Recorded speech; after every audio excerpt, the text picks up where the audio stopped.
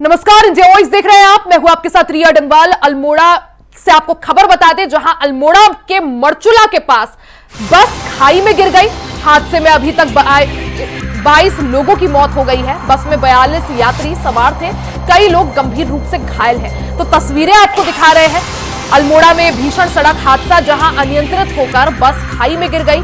खाई में गिरने से करीब 22 लोगों की मौत की यहां पर पुष्टि हो गई है। बस में 42 यात्री सवार थे, कई लोग अभी गंभीर रूप से घायल हैं। रेस्क्यू ऑपरेशन यानी राहत और बचाव के कार्य लगातार जारी है। एसएसपी अल्मोड़ा के साथ तमाम अधिकारी मौके पर डटे हुए हैं। एसडीआरएफ की टीम भी मौके पर मौजूद है।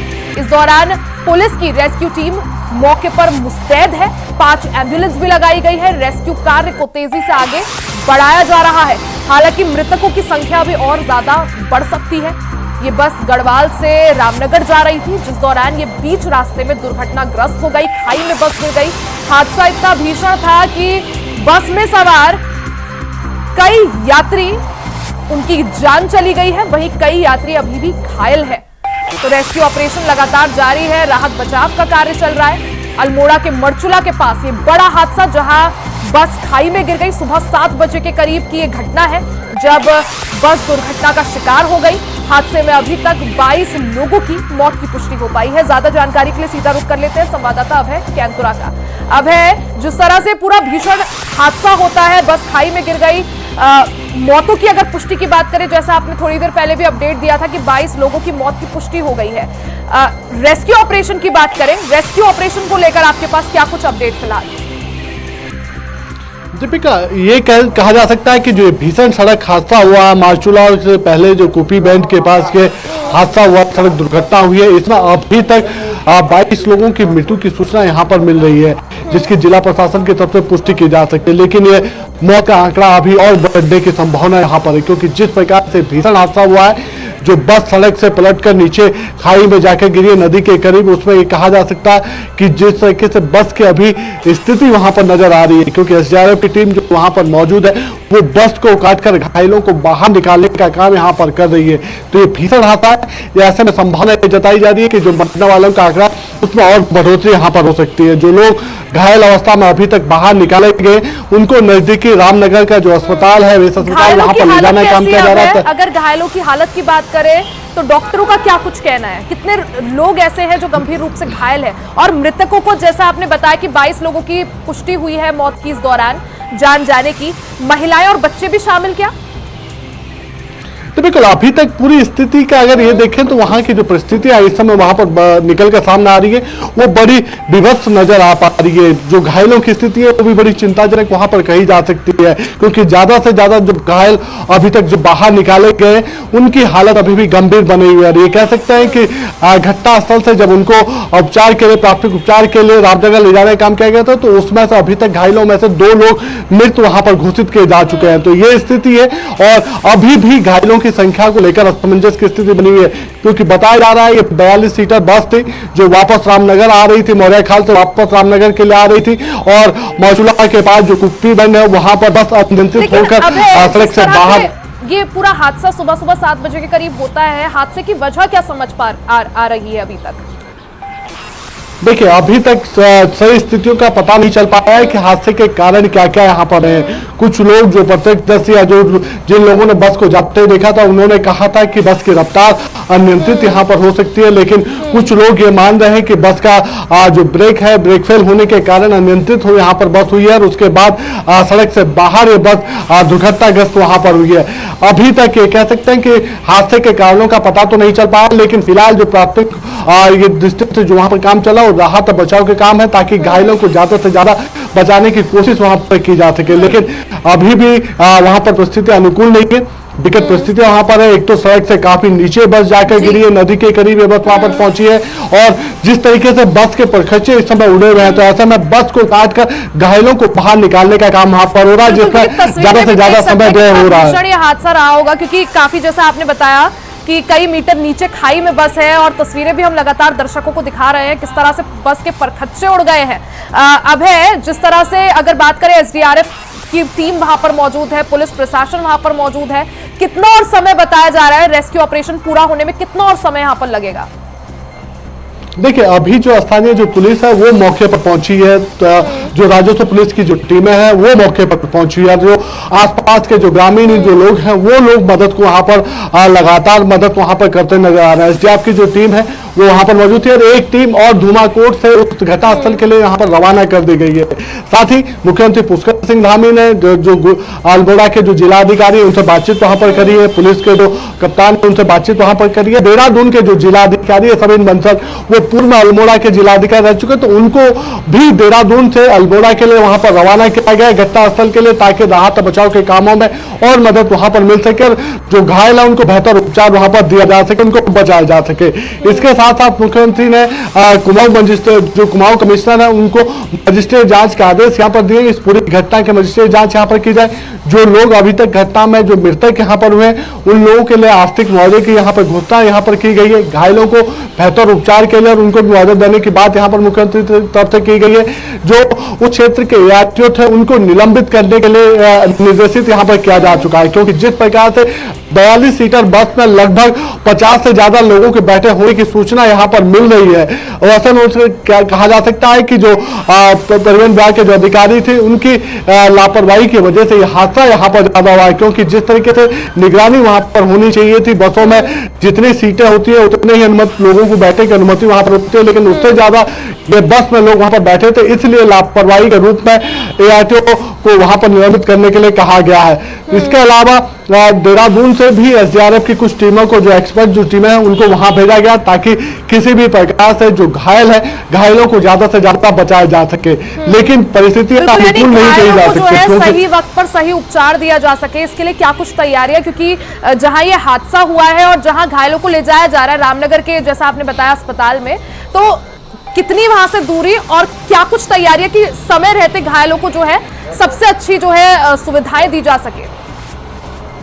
देखिए, जितना जो संभावना अभी तक की वहां पर लग पा रही है उसमें घायलों को रेस्क्यू करने का काम सबसे पहले किया जा रहा है, लेकिन नीचे नदी से ऊपर सड़क तक लाने में घायलों का ज्यादा से ज्यादा समय वहां पर व्यय हो रहा है। तो ऐसे में कह सकते हैं कि जो पहाड़ की जो परिस्थिति है, जिस जगह पर ये बस गिरी है वहां से कई सौ मीटर नीचे की गहरी खाई है, उस गहरी खाई से वापस घायलों को ऊपर पहुंचाना, वो भी रोप के माध्यम से, वो एसडीआरएफ के लिए बड़ा चुनौतीपूर्ण कार्य वहां पर नजर आ रहा है। लेकिन एसडीआरएफ लगातार तत्परता के साथ वहां पर काम कर रहा है। लगभग 15 से 20 मिनट की दूरी वहां से घायलों को रामनगर बेस अस्पताल पहुंचाने का समय वहां पर लग रहा है। तो ऐसे में कोशिश यही की जा रही है प्रशासन की तरफ से कि घायलों के लिए ज्यादा से ज्यादा कम समय वहां पर लग सके और उनको जल्द से जल्द अस्पताल पहुंचाया जाए, इसके लिए एम्बुलेंस वहां पर उपचार देकर बचाया जा सके, वही यहाँ पर इस वक्त प्राथमिकता है। अब आप बने रहिएगा, आगे भी आपका रुख करेंगे। वहीं जनपद अल्मोड़ा के मरचुला में हुई दुर्घटनापूर्ण हादसे पर मुख्यमंत्री पुष्कर सिंह धामी ने भी शोक व्यक्त किया है। सीएम पुष्कर सिंह धामी ने बस दुर्घटना में यात्रियों के हताहत होने पर पोस्ट कर लिखा कि अत्यंत दुखद समाचार प्राप्त हुआ है। जिला प्रशासन को तेजी के साथ राहत एवं बचाव अभियान चलाने के निर्देश दिए गए हैं। घटनास्थल पर स्थानीय प्रशासन और एसडीआरएफ की टीमें घायलों को निकालकर उपचार के लिए निकटतम स्वास्थ्य केंद्र तक पहुंचाने के लिए तेजी से कार्य कर रही है। आवश्यकता पड़ने पर गंभीर रूप से घायल यात्रियों को एयरलिफ्ट करने के लिए भी निर्देश दिए गए हैं।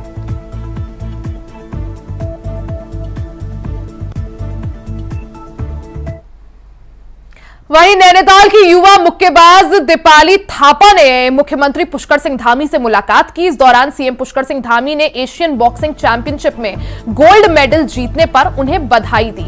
साथ ही दीपाली थापा के उज्जवल भविष्य की सीएम पुष्कर सिंह धामी ने कामना भी की।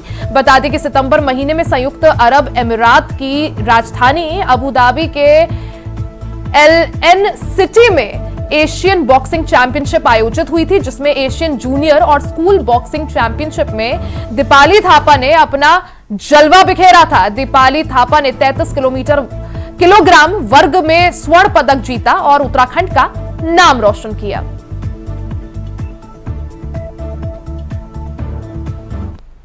वहीं 9 नवंबर 2024 को उत्तराखंड अपना 25वां स्थापना दिवस मनाने जा रहा है। इन 24 सालों में राज्यवासियों को क्या मिला, ये सवाल आज भी बरकरार है। इस सवाल पर राज्य आंदोलनकारी और बीजेपी विधायक विनोद चमोली का दर्द छलकता हुआ दिखाई दिया। उन्होंने कहा कि पिछले 24 सालों से ये सवाल मेरे जहन में गूंज रहा है, जिसमें जनता कह रही है कि हमें क्या मिला। उन्होंने कहा कि उत्तर प्रदेश से अलग होकर उत्तराखंड में काफी विकास कार्य हुए, उसमें कोई दो राय नहीं है। अपने ही लोग नेतृत्व कर रहे हैं, उसमें भी कोई शक नहीं है। उसके बावजूद भी कमियां क्यों है, ये एक बड़ा सवाल है। बीजेपी विधायक विनोद चमोली ने बड़ा बयान देते हुए कहा कि इसका सबसे बड़ा कारण ये है, जो लोग इस राज्य में प्रभावी रहे वो अपने अपने विस्तार में लगे रहे, जबकि राज्य की चिंता दूसरे नंबर पर चली गई। अभी आप जब 9 तारीख को लोगों के स्टेटमेंट देंगे तो आपको तमाम लोग पहाड़ों पर ये कहते हुए, तमाम महिलाएं ये कहते हुए सुनाई पड़ेंगे कि राज्य बना तो बना, लेकिन हमें क्या मिला। एक सामान्य सा एक सवाल पिछले 24 वर्षों से लगातार ये मेरे जहन में गूंज रहा है कि पहाड़ की जनता आज भी कह रही हमें क्या मिला। हमने वहां पर विकास कार्य की, इसमें कोई दो राय नहीं, पहले से इसका बहुत बेहतर हुई है। अपने लोग नेतृत्व कर रहे हैं, इसमें भी कोई दो राय नहीं है। पहले से जो हमारा एक प्रश्न था कि हम उत्तर प्रदेश सब रहते हुए अपना नियोजन स्वयं नहीं कर पा रहे थे, हमें अपने हाथों में नियंत्रण चाहिए था, वो हमें मिला है। हमारे अपने लोग उसको कर रहे हैं। उसके बावजूद अगर कहीं कमियां हैं तो क्यों कमियां हैं, ये एक बड़ा प्रश्न है। आज भी उत्तराखंड में भ्रष्टाचार कम नहीं, आज भी उत्तराखंड की कार्य संस्कृति उतनी बेहतर नहीं है जितनी होनी चाहिए, आज भी नहीं। आज भी तमाम राजनीतिक लोग अपने घर भर रहे हैं। आखिर ऐसा क्यों हो रहा है? जिस भावना से राज्य की लड़ाई लड़ी गई थी, अपनों के लिए लड़ाई लड़ी गई थी, अपने लिए नहीं लड़ी गई। ये बड़े स्पष्ट जान ले सब लोग, जो चाहे राजनीतिक क्षेत्र में हो, चाहे वो अधिकारी हो, चाहे वो कर्मचारी हो, ये सामूहिकता का भाव लेकर लड़ाई लड़ी गई थी पहाड़ की अस्मिता के लिए। तो सीधा रुक कर लेते हैं संवाददाता अभय कैंतुरा का। अभय हमारे साथ लगातार बने हुए हैं। अभय, जिस तरह से बीजेपी विधायक विनोद चमोली अक्सर अपने बयानों की वजह से सुर्खियों में रहते हैं, अब क्योंकि उत्तराखंड 9 नवंबर को अपना 25वां स्थापना दिवस मनाने जा रहा है, ऐसे में एक बार फिर से विनोद चमोली का बयान सामने आया है। किस तरह से उनके इस बयान को देखें? तो बिल्कुल ये कह सकते हैं कि विधायक का जो दर्द है वो दर्द वाकई यहाँ पर चिंताजनक कहा जा सकता है। उन्होंने जिस बात को उठाने की कोशिश यहाँ पर की है, उस बात को आज जरूरत पूरे उत्तराखंड के उन राजनीतिक व्यक्तियों के आधिकारिक लोगों को समझने की आवश्यकता है कि आखिर उनकी तरफ से राज्य के लिए क्या कुछ योगदान दिया जा रहा है। उत्तराखंड राज्य आगामी 9 नवंबर को अपना 25वां राज्य स्थापना दिवस मना रहा है, यानी रजत जयंती समारोह यहाँ पर होगा। और इस युवा हो चुके उत्तराखंड के लिए जो सपने उस समय देखे गए थे राज्य आंदोलन के दौरान, वो सपने कितने पूरे हो पाए, चाहे वो राजनीतिक क्षेत्र के जुड़े हुए लोगों को, सामाजिक क्षेत्र से जुड़े लोगों को, या फिर इस राज्य में दायित्व निभा रहे कर्मचारी अधिकारियों के लिए हो। सभी लोगों को एक मिलजुल कर इस राज्य को विकास के पथ पर आगे बढ़ाने की जो जिम्मेदारी थी, उस जिम्मेदारी में आखिर कमियां कहां रह गई है, उन चीजों के लिए चिंतन करने की आवश्यकता है, ताकि उन कमियों को दूर किया जा सके और उत्तराखंड राज्य को विकास की श्रेणी में आगे बढ़ाया जा सके। ये कह सकते हैं कि 70 के दशक में जब पृथक उत्तराखंड राज्य के लिए आंदोलन की मांग शुरू हुई थी, 90 के दशक में यह आंदोलन उग्र हो चला था। 1994 में इस आंदोलन ने कई ऐसे दर्द यहाँ पर, भयानक दर्द यहाँ पर झेले जो आज भी राज्यवासियों के लिए दुश्वार कहे जा सकते हैं, जिनका दर्द भूला नहीं जा सकता है। कई राज्य आंदोलनकारियों ने, कह सकते हैं दर्जन राज्य आंदोलनकारियों ने अपनी शहादत इस राज्य को बनाने के लिए यहाँ पर दिए। और इस 24 साल के उत्तराखंड के राज्य में आज भी जो स्थानीय जो लोग, चाहे पहाड़ के लोग कहें या फिर के लोग कहें, वो ये कहते हुए नजर आते हैं कि हमारे लिए क्या कुछ मिल पाया है, हमारे सपने कब पूरे होंगे। तो फिर ये चिंतनीय विषय यहाँ पर हो जाता है। उत्तराखंड बनने के लिए एक लंबी लड़ाई, एक लंबा संघर्ष, कई लोगों की जाने गई, कई लोगों का सपना जो है जिन आंखों ने देखा था। और अगर बात करें जिस तरह से एक लंबी लड़ाई, एक लंबे संघर्ष के बाद यूपी से अलग होकर उत्तराखंड का निर्माण हुआ। आज उत्तराखंड जो है 24 साल पूरे करके अब जल्द ही अपने 25वें साल में प्रवेश करेगा। और ऐसे में सवाल यही कि कई सारी चुनौतियां उत्तराखंड के सामने आई, कई चुनौतियों से उत्तराखंड निपटा, उत्तराखंड की जनता निपटी, लेकिन आज भी कई सारी चुनौतियां जो है वो पहाड़ के लोगों के सामने बरकरार है, चाहे वो पलायन हो, चाहे वो रोजगार हो, चाहे वो विकास हो। कैसे पार पाया जाएगा? जी बिल्कुल, यही वो सवाल है। इन सवालों के उत्तर के लिए ही इस उत्तराखंड राज्य का जन्म यहाँ पर हुआ था। पृथक राज्य का जो आंदोलन था वो यहाँ पर लड़ा गया था। पूरी दुनिया में उत्तराखंड राज्य के जो पृथक राज्य का जो आंदोलन था वो अकेला ऐसा आंदोलन था राज्य प्राप्ति के लिए जिसमें महिलाओं से वो पुरुषों से ज्यादा महिलाओं ने बढ़ चढ़कर इस आंदोलन में अपनी भागीदारी की थी। बिना लाठी डंडों के आंदोलन यहाँ पर लड़ा गया था और कई लोगों की शहादत पर यह राज्य यहाँ पर बना था। ऐसे में समझा जा सकता है कि जब जरूरत इस राज्य को उन दृढ़ इच्छा शक्ति के राजनेताओं की थी, कर्मठ कुशल जो कह सकते हैं व्यवहार कुशल जो अधिकारी थे, उनकी आवश्यकता थी कि वो अपने योगदान से इस राज्य को विकास के पथ पर आगे बढ़ा सके, उसको करने में यहाँ पर सफलता हासिल हुई है। यही वजह कि आज उत्तराखंड राज्यों के जो सपने हैं, उत्तराखंड राज्यवासियों के जो सपने हैं जो उन्होंने पृथक राज्य बनाने के लिए देखे थे, चाहे पहाड़ के विकास की हम बात करें, युवाओं को रोजगार देने की बात करें, बेहतर शिक्षा स्वास्थ्य के क्षेत्र में कार्य करने की बात करें, वो सब चीजें यहाँ पर सफल होती नजर आई है कि बेहतर सुविधाओं के लिए, चाहे वो स्वास्थ्य सुविधाएं हो या फिर बेहतर पढ़ाई की सुविधाओं की बात करें, शिक्षा के लिए करें या रोजगार के लिए करें, आज भी पहाड़ की जनता दिल्ली जाने के लिए या किसी अन्य प्रदेश में जाने के लिए मजबूर है। तो बिल्कुल ऐसे पे एक दिल्ली नहीं कह सकता। आप ये कह सकते हैं कि पहाड़ों से पलायन ज्यादा मैदानी क्षेत्र में हुआ। देहरादून में कहीं जब राज्य बना था तो देहरादून की आबादी सिर्फ ये कह सकते हैं कि 4 से 5 लाख यहाँ पर हुआ करती थी। आज ये आबादी 20 लाख को क्रॉस यहाँ पर कर चुकी है। हरिद्वार इसी प्रकार से कह सकते हैं कि बढ़ती आबादी का दर्द अब यहाँ पर झेलने लगा। उधम सिंह नगर की बात करें, हल्द्वानी की बात करें, नैनीताल की बात करें, ये वो क्षेत्र है जहां पर पहाड़ों से आए हुए लोग बसते शुरू हो चुके हैं। जो राज्य के युवा है वो राज्य से बाहर अपने रोजगार के लिए जाते हुए नजर आ रहे हैं और यही वजह है कि पलायन का दंश, पलायन की जो समस्या है वो आज तक सुलझती हुई नजर नहीं आ पाई। जो आर्थिक नीड थी, लोगों की जो जरूरत थी कि राज्य में पर्वतीय क्षेत्रों का विकास हो, यानी शिक्षा पर्वतीय क्षेत्रों में महत्वपूर्ण है। अब है वहां पर उत्तराखंड की जो संस्कृति है, क्योंकि जो मूल स्वरूप है उत्तराखंड का और काफी रिच संस्कृति, अब कल्चरल मैं बोलूंगी उत्तराखंड का, तो ऐसे में उसको कैसे बचाए रखें और साथ में विकास के साथ साथ पर्यावरण को भी कैसे बचाए रखें, ये उत्तराखंड के लिए आने वाले समय में काफी ज्यादा महत्वपूर्ण चुनौती होने वाली है। हालांकि कैसे निपटा जाए और किस तरह से, क्योंकि जब 2025 में उत्तराखंड अपना 25 साल पूरा करेगा तो तब किस तरह से क्या कुछ तस्वीर बदल पाती है, चाहे वो स्मार्ट सिटी के लिहाज से हो, विकास के कार्यों से हो, वो देखना बेहद महत्वपूर्ण होगा। अबे बहुत बहुत शुक्रिया जानकारी के लिए। वहीं देवभूमि उत्तराखंड में प्रसिद्ध चारधाम यात्रा अब संपन्न होने की ओर है। गंगोत्री, यमुनोत्री, केदारनाथ धाम के कपाट बंद होने के साथ ही चारधाम यात्रा 2024 के समापन की शुरुआत हो गई है। वहीं चारधाम यात्रा पर राज्य में आरोप प्रत्यारोप का दौर भी शुरू हो गया है। कांग्रेस की प्रदेश प्रवक्ता सुनीता प्रकाश ने कहा कि अपेक्षा के अनुरूप चारधाम यात्रा में श्रद्धालु नहीं पहुंचे हैं, इसके पीछे सरकार का मिसमैनेजमेंट है। उन्होंने सरकार से मांग की है कि वर्तमान अनुभव को ध्यान में रखते हुए भविष्य में इन गलतियों को ना दोहराया जाए, जिससे श्रद्धालुओं को असुविधा ना हो। वहीं कांग्रेस के इन आरोपों पर वरिष्ठ बीजेपी नेता और राज्य मंत्री डॉक्टर देवेंद्र भसीन ने कहा कि आपदा की वजह चारधाम यात्रा में श्रद्धालुओं की संख्या में कमी आई है, लेकिन सरकार ने यात्रा के सफल संचालन के लिए हर संभव प्रयास किए हैं।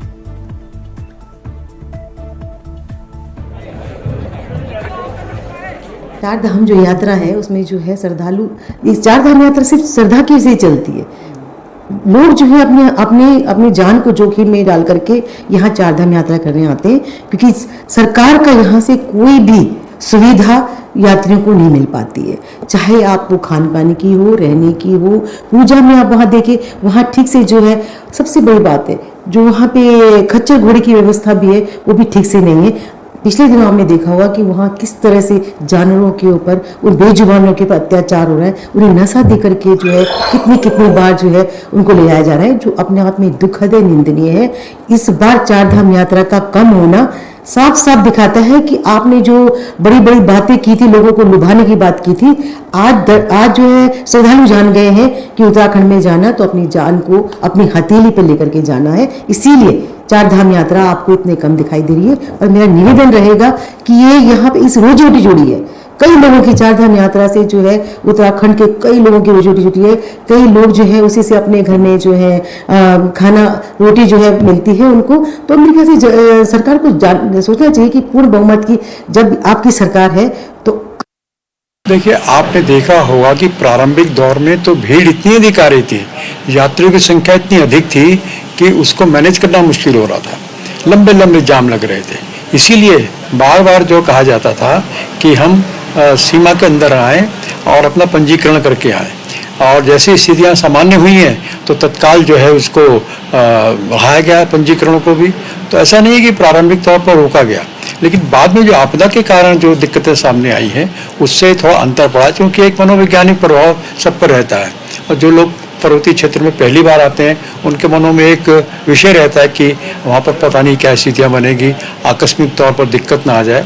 तो ये एक अपने आप में कारण रहा है, लेकिन प्रारंभिक तौर पर तो निश्चित तौर पर इतना अधिक वहाँ पर श्रद्धालुओं का आना हुआ कि उसको संभालने में हमको सरकार को बहुत कड़ी मशक्कत करनी पड़ी। लेकिन ये भी अच्छी बात है कि सरकार की मशीनरी मुख्यमंत्री जी के निर्देशन में उन सारी व्यवस्थाओं को करने में सफल रही। वहीं पूर्व मुख्यमंत्री हरीश रावत ने बांग्लादेश में अल्पसंख्यकों पर हुए अत्याचार के विरोध में मौन उपवास रखा। इस दौरान उन्होंने कहा कि बांग्लादेश में अल्पसंख्यक हिंदू, बौद्ध और ईसाई अत्याचार के शिकार हो रहे हैं। हिंदुओं को विशेष तौर पर लक्ष्य बनाकर अत्याचार किया जा रहा है। उन्होंने बांग्लादेश में लोकतंत्र और सर्वधर्म संभाव की ताकतों को शक्ति मिले, इसके लिए दीप जलाकर प्रार्थना की।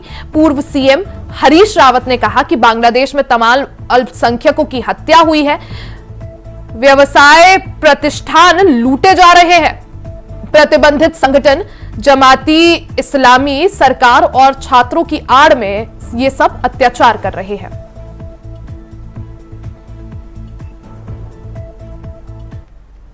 वहीं केदारनाथ उपचुनाव को लेकर बीजेपी और कांग्रेस अपने अपने जीत के दावे कर रहे हैं। वहीं इसके साथ मुख्य विपक्षी दल कांग्रेस पार्टी ने केदारनाथ में सरकार की अव्यवस्थाओं को मुद्दा बनाकर इस बार अपनी जीत का दावा ठोका है, जिसे लेकर उत्तराखंड के नेता प्रतिपक्ष यशपाल आर्या ने कहा कि केदारनाथ विधानसभा क्षेत्र में बदहाल व्यवस्थाओं के रूप में की भी अस्पताल में डॉक्टर नहीं है और स्कूलों में अध्यापक नहीं है। साथ ही उन्होंने कहा कि एकीकरण के नाम पर बच्चों के साथ खिलवाड़ किया जा रहा है और जिस तरह बद्रीनाथ और मंगलौर का उपचुनाव हमने जीता, उसी तरह केदारनाथ उपचुनाव में भी हमें जीतने का साथ मिलेगा, हम जीत पाएंगे और जनता का आशीर्वाद मिलेगा। कहीं पर भी किसी भी अस्पताल में डॉक्टर्स नहीं है, विशेषज्ञ की बात तो, स्पेशलिस्ट की बात तो छोड़ दीजिए, स्टाफ नहीं है, अध्यापक नहीं है, एकीकरण के नाम पर बच्चों के भविष्य के साथ खिलवाड़ हो रहा है। तमाम विषय हैं, राज्य के विषय हैं, देश के विषय हैं, महंगाई, बेरोजगारी, पलायन, ध्वस्त कानून व्यवस्था, डर और भय का माहौल, तमाम मुद्दों को लेकर हम जनता के बीच में जाना चाहेंगे। जिस तरह से बाबा केदारनाथ से पहले चुनाव जो हो रहा है, उससे पहले बद्रीनाथ का उपचुनाव, मंगलौर का उपचुनाव, जिसमें हमें बड़ी जीत मिली, जबकि सरकारी मशीनरी का दुरुपयोग किया गया, धनबल का इस्तेमाल किया गया और एक डर और भय का माहौल बनाने की जनता के बीच में, मतदाताओं के बीच में कोशिश की गई, लेकिन जनता ने सब कुछ नकार दिया। उसी तर्ज पर भारतीय जनता पार्टी एन केन प्रकारेण केदारनाथ उपचुनाव को जीतना चाहती है, लेकिन वो अपने इस मंसूबे में सफल नहीं होंगे। जनता ने मन बना लिया है, बदलाव का मन बना लिया है। इसी के साथ देवभूमि समाचार में फिलहाल के लिए सिर्फ इतना ही। खबरों का सिलसिला जारी रहेगा, बने रहे हमारे साथ।